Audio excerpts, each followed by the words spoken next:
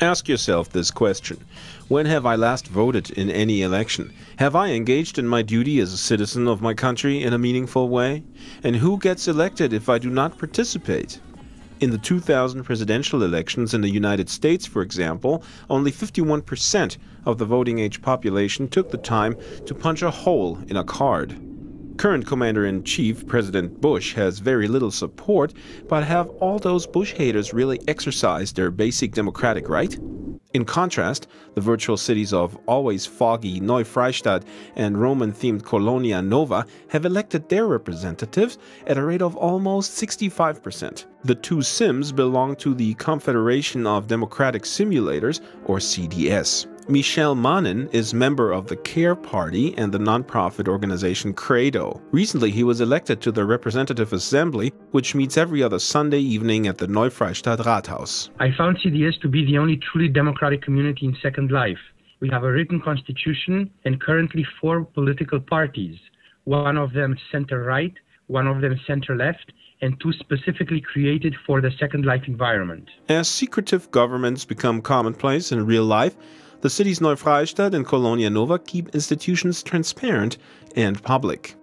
In Second Life, estate managers are also owners of the land and therefore can act really like a monarch. What happens in the Confederation of Democratic Simulators is that the manager is appointed by the Representative Assembly, elected directly by the people, and the estate manager will do exactly what the Representative Assembly tells him or her to do. This openness has benefited the cultural sector.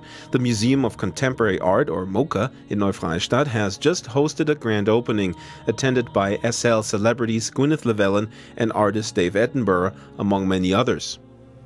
Delia Lake is the curator of the museum. The vacant MoCA irritated her for months before she decided it would be her role to take the initiative.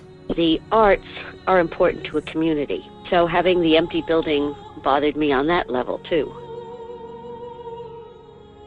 In order to have a democracy, you have to have a community. We've drawn a number of people to the sim who hadn't been there before. And as importantly, many of the people who are residents have showed up and are enjoying being in the sim and talking to each other. While community thrives in CDS, many citizens still feel that not a whole lot of decisions are left to them. The controversial adding of voice for chat by SL's corporate parents, Linden Lab, is one of them. Clearly, Linden Lab needs to make money for investors, so many choices concerning SL will be made within the corporation. But critics like Topgenosse Brouwer say the Lindens should relinquish more control over the world they once created.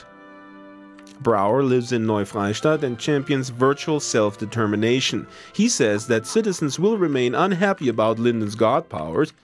He suggests that the CDS should look for more open-source competitors to SL, even though switching to another platform might be nearly impossible at this point. Playing democracy is everyday life in CDS, but just like in the real world, big money from the private sector seems to gain influence. Politician Michel Manin is also a prominent developer, currently putting the finishing touches on his newest project, the Emporium Romani Superstore. For Life4U News, I'm Draxtor Despres.